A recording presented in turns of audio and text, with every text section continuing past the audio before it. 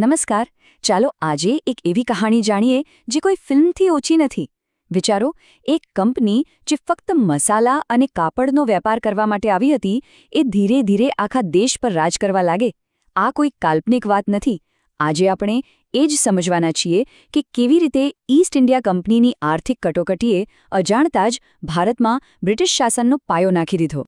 તો આખી વાતનો સૌથી મોટો અને મૂળભૂત સવાલ એ જ છે કે આખરે આવું થયું કઈ રીતે?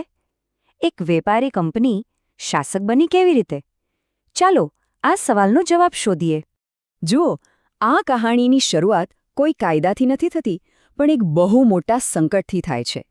ઈસ્ટ ઇન્ડિયા કંપની નામ બહુ મોટું હતું. કાગળ પર તો એ ખૂબ જ અમીર દેખાતી હતી, પણ હકીકતમાં એ દેવાના ડુંગર નીચે દબાયેલી હતી. એના અધિકારીઓ ભ્રષ્ટાચાર કરીને માલામાલ થઈ રહ્યા હતા, અને કંપની પોતે દેવાળું ફૂંકવાની અણી પર હતી. આ વાત બ્રિટિશ સરકાર માટે બહુ મોટી ચિંતાનો વિષય બની ગઈ. તો આ સમસ્યાનો ઉકેલ કેવી રીતે આવ્યો એ સમજવા માટે પહેલાં આપણે એ સમજવું પડશે કે સમસ્યા ઊભી કેમ થઈ. બક્સરના યુદ્ધ પછી એવું તો શું થયું કે જે કંપની ફક્ત વ્યાપાર કરતી હતી એના હાથમાં રાજકીય સત્તા આવી ગઈ?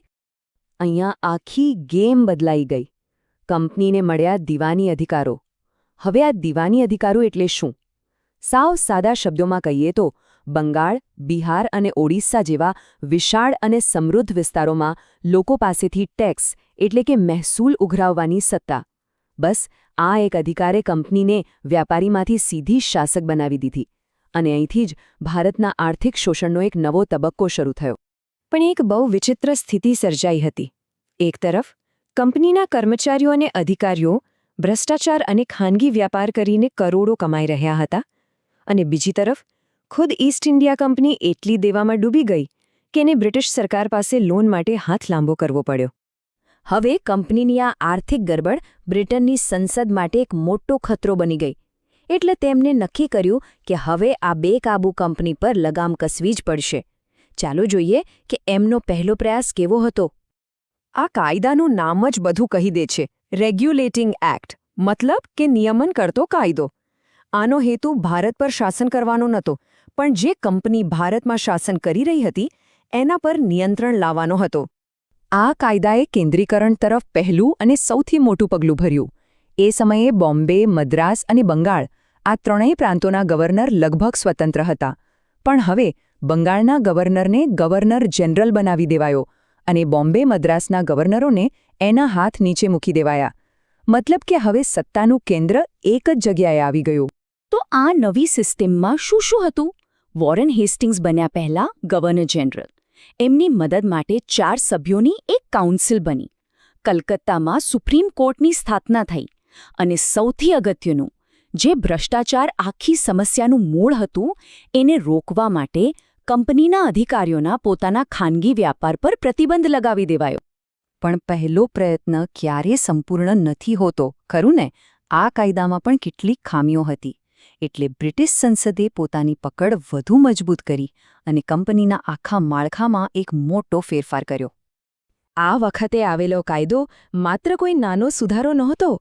આ તો એક આખી નવી સિસ્ટમ હતી, જેણે કંપનીના રાજકીય અને વેપારી કાર્યોને એકબીજાથી સાવ અલગ કરી દીધા. આ નવી ડબલ ગવર્નમેન્ટ સિસ્ટમ કેવી રીતે કામ કરતી હતી? બહુ સરળ. કંપનીના જે જૂના માલિકો હતા, એટલે કે કોર્ટ ઓફ ડિરેક્ટર્સ, એમને કહેવામાં આવ્યું કે તમે ફક્ત વેપારનું કામ જુઓ, જ્યારે રાજકીય, સૈનિક અને મહેસૂલને લગતી બધી બાબતો માટે બોર્ડ ઓફ કંટ્રોલ નામની એક નવી બોડી બનાવવામાં આવી, જેના સભ્યો સીધા બ્રિટિશ સરકાર દ્વારા નિયુક્ત થતા. મતલબ કે શાસનની અસલી ચાવી હવે સીધી લંડન પહોંચી ગઈ હતી. આ પછી શરૂ થયો ચાર્ટર એક્ટનો યુગ. આ એવા કાયદા હતા જે દર 20 વર્ષે આવતા અને દરેક વખતે કંપનીની સત્તા થોડી થોડી ઓછી કરતા જતા. જાણે કે કંપનીના શાસનના અંતનું કાઉન્ટડાઉન શરૂ થઈ ગયું હતું. આ સમયરેખા પર નજર નાખો તો ખબર પડે કે કેવી રીતે ધીમે ધીમે કંપનીની પાંખો કાપવામાં આવી. 1813માં ચા અને ચીનના વેપાર સિવાય એનો એકાધિકાર છીનવી લેવાયો. 20 વર્ષ પછી 1833માં એને કહેવામાં આવ્યું કે હવે તમે વેપારી રહ્યા જ નથી, તમે ફક્ત સરકાર વતી વહીવટ કરનારી સંસ્થા છો. અને છેવટે 1853માં એની પાસેથી કાયદા બનાવવાની શક્તિ પણ લઈ લેવાઈ અને ભારતીયો માટે પણ સિવિલ સેવામાં જોડાવાનો રસ્તો ખોલી દેવાયો. અને હા, 1833માં એક મોટો ફેરફાર થયો. પદનું નામ બંગાળના ગવર્નર જનરલમાંથી બદલીને ભારતના ગવર્નર જનરલ કરી દેવાયું. કોઈને લાગે કે નામમાં શો ફેર પડે, પણ અહીં નામમાં જ બધું હતું. આ એક સંકેત હતો કે હવે સત્તા કોઈ એક પ્રાંત પૂરતી મર્યાદિત નથી, પણ સમગ્ર બ્રિટિશ શાસિત ભારત માટે એક જ સર્વોચ્ચ અધિકારી છે. આ બધા કાયદાઓની વચ્ચે 1813ના એક્ટમાં એક ખૂબ જ રસપ્રદ જોગવાઈ હતી. એ હતી ભારતીય શિક્ષણના વિકાસ માટે વાર્ષિક 1 લાખ રૂપિયાની ફાળવણી. એ જમાનામાં 1 લાખ રૂપિયા બહુ મોટી રકમ ગણાતી. આ એક નાનકડું પણ ઐતિહાસિક પગલું હતું જેણે ભારતમાં આધુનિક શિક્ષણનો પાયો નાખ્યો. તો લગભગ 80 વર્ષની આ લાંબી સફર પછી આખરે પરિણામ શું આવ્યું?